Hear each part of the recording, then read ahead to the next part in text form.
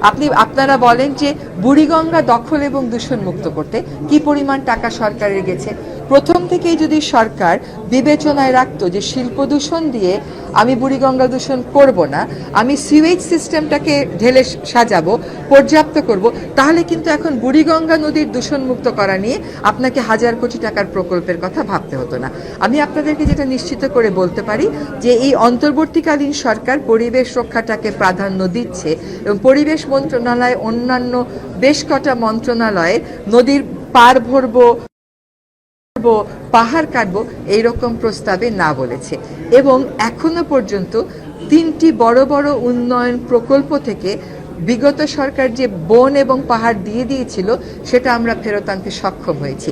একটা প্রকল্প আমরা বাতিল করতে সক্ষম হয়েছি যেখানে একটা রক্ষিত এলাকাকে সাফারি পার্ক করার কথা বলা হয়েছিল।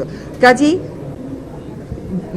গাড়ির চাকাটাকে অন্যদিকে ঘুরানোর যে তাড়নাটা ছিল সেই তাড়নাটা বাস্তব রূপ নেওয়া শুরু করেছে।